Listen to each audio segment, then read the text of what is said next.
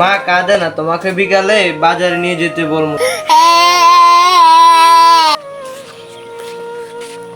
শুনছো তুমি?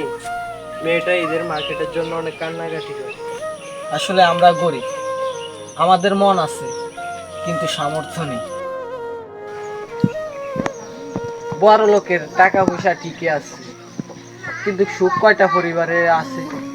ঠিক আছে, আজকে আমি কাম থেকে আইসা মার্কেটে যাবো।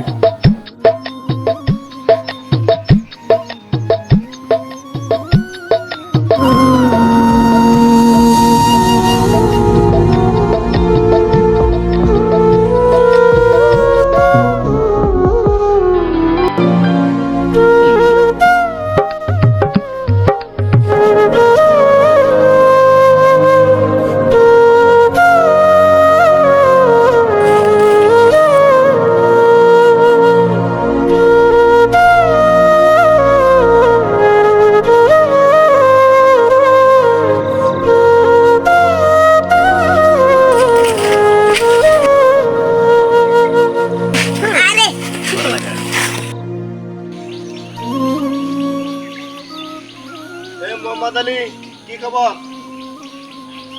আসসালামু আলাইকুম। ওয়ালাইকুম সালাম। এদিকে আসো।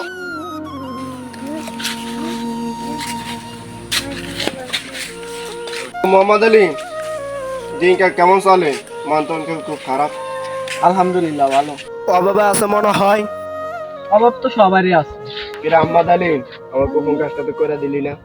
মাদবর সাহেব, আমি গরিব হতে পারি, কিন্তু কোনো অসৎ কাজ করে টাকার কাছে বিক্রি হয় না। আহমদ আলী, যখন লাল লাল টাকা থাকবে তোমার সৎ আর অসৎ কিছু বুঝবা না।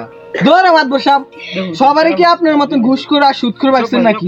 এই তোর এত বড় সাবাস, আমার মালিকের ধমক দেস? আহমদ আলী, তোর মুখে এত বড় বড় কথা মানা না। দেখ পর দেখলাম এইসব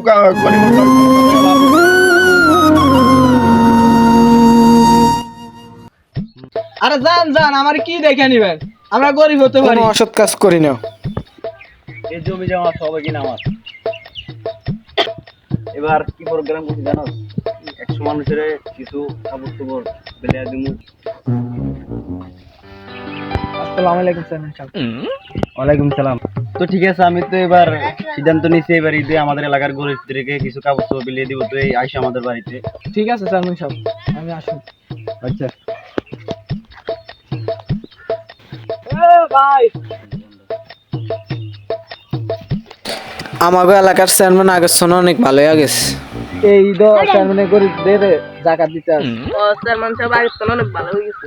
আর আমাদের এলাকার মাতবলটা শুধু অহংকারী, অহংকার একদিন পতনের মূল হয়ে দাঁড়াইবে। সামনেই তুমি অসুস্থ, সংসারের কি হাল হইব?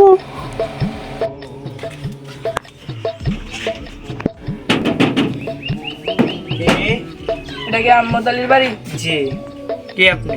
উনি কি বাসায় আছে? উনি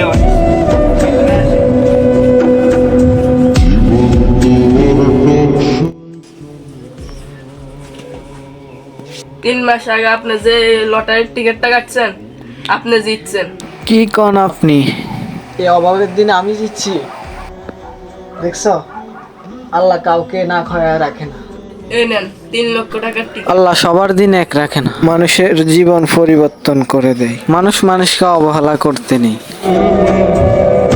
নিজের সাথে কখনো একটা ছবি ছাড়ে না।